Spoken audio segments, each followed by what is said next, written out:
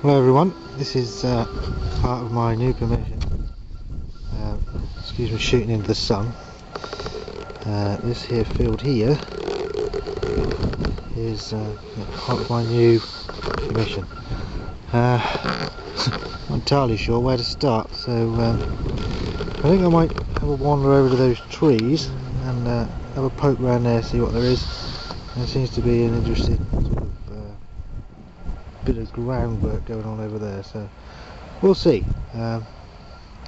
Give it a go and I'll get back to you with the first one. The first permission was well, it was interesting, but there was nothing there other than agricultural or shotties and iron really. Worth investigating later, but just for a first stop I spent an hour or so there just spuddling around at spots I wanted to check. Nothing of any interest really. So what we're going to do now is I've come to another field from the same farm with permissions. It's on what I can only describe as a very Roman road.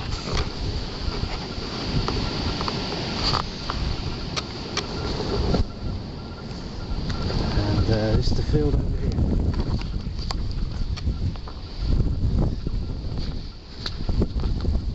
You can't see them from here, but there's a lot of earthworks further down there. A couple of fields down there as well. So what I'm going to do now is open those beaches on the left hand side. There's nothing in there. Maybe along the hedgerow. Hi, okay, so back to the car now. I've spent about 3/4 an hour to an hour, maybe a bit more than that, scouting along the edge by the hedge of this field. A lot of good signs picked up. A lot of crushed beer cans, but not in one spot, along pretty much the whole length, which makes me think maybe it was used for some sort of a show or something. An old snuff tin, nothing, not a flash one, just a normal bought hedges one, and not much else. But let's say I've literally just barely scratched the surface, so definitely come back to this one. It's in a good spot. It's fairly flat, and there is some derelict buildings right down the bottom in the next field on, which we also have permission to do. The cows are in there at the moment and it is so wet, I just don't want to fancy that at the moment. So now I'm going to go back to my silver sixpence hole into that field, and I'm going to dig that hole, because if you remember there was still a signal I was picking up from there, but I didn't have my pinpointer, and I didn't want to damage whatever it was, because it's deep, a lot deeper than anything else that I've dug. It's in amongst the flints. And there are a lot of Iron Age burials in that, not on my permission, but close to it. So you never know, might be a Bronze Age axe or something, you know, an Iron Age artifact, but we'll see. So I'm on my way there now. Hi everyone, right, I'm back at the site where I dug the silver sixpence.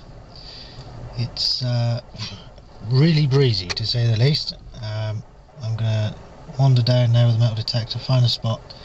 I'll dig the hole out to where it was before, and then I will do some recording when I've got to that point.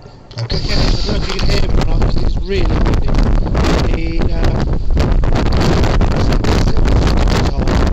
There was nothing in there. I dug down another good 6 or 7 inches. Pinpoint picked up nothing. The Tejon was still picking up something, but I have no idea what that was. It was far too deep for me to get. My C-scope didn't pick it up at all. So I don't know if it's maybe a mineralisation that it's picking up.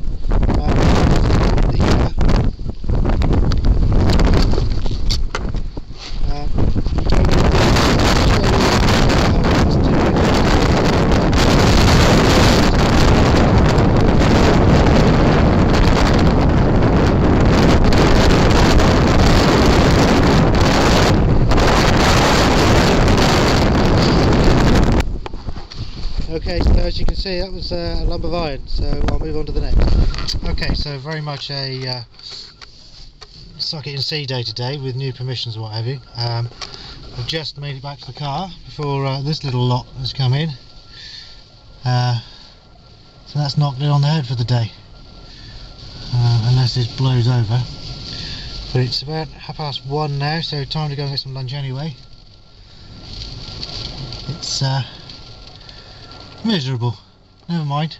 Did find a horseshoe, which I'll show you on the roundup. It's quite an old one. I think it's an horseshoe.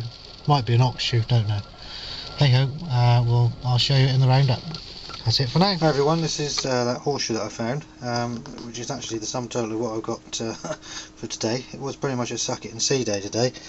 I'm not sure how it's old, ancient probably. You can still see the nail marks there.